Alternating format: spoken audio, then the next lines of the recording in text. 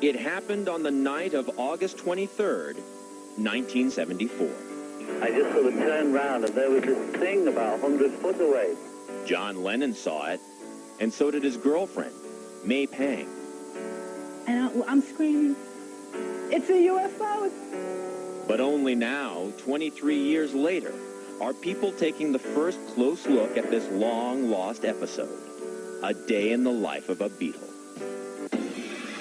And for the first time, May Pang is revealing the long, hidden sketches made by John Lennon of what he saw.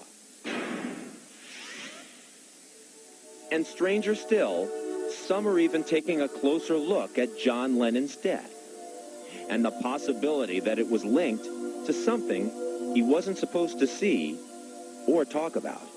It must be a flying saucer, but you don't want to face it, you know? John Lennon's apparent close encounter came at a time after he'd left the Beatles. He was living in New York City, fighting a U.S. government attempt to deport him. He was under surveillance by the FBI because of his left-wing political activities.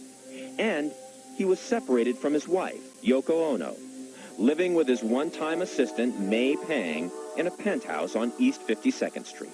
And we were finishing up the Walls and Bridges album that John had been working on. And he decided to take a walk out on our terrace. And now, mind you, he is nude. But if John Lennon made quite a sight, it was nothing compared to what May Pang says they were both about to see for themselves. And all of a sudden I hear him yelling out to me, going, "May, come out here." So I go running out to the terrace, and I go, "What is it? I mean, what?"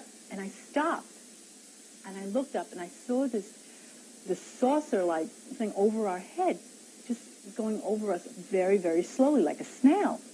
And as it was flying over us, it just sort of wavered. It just tilted, went on it sort of on its side a little. And I'm screaming, "It's a UFO!" And there was no noise coming out of it. That's what was amazing. And it just hovered over this building for a good 5 minutes. It turned around and it moved out, and it just went straight up into the sky. We just watched it go straight up. John Lennon didn't keep the sighting to himself. He called the police, and they told him they'd already gotten 3 calls. He called a newspaper. They'd gotten 6. Within days, John Lennon was also on the phone to a radio station, where he spoke to all who were tuned in. I just sort of turned round and there was this thing about 100 foot away and very low below the height of the buildings, you know? And I was thinking, what is it? I think, it's a flying saucer. It must be a flying saucer. But you don't want to face it, you know? Even if you're a freak like me, you still want to think, oh, it's a balloon or something, you know? In the years since the sighting, John Lennon's testimony has been available to the public. There's the photograph, where he documented the place where he saw the craft. There's even this message he had printed on the cover of the Walls and Bridges album he was making at the time of the sighting. Perhaps the first million-selling affidavit. But there's something else that's been tucked away for more than 2 decades, literally kept in a vault. This is an envelope that I saved over the years, since 1974, which is a picture that John actually drew, and it's his version, it's his drawing of what this saucer looked like.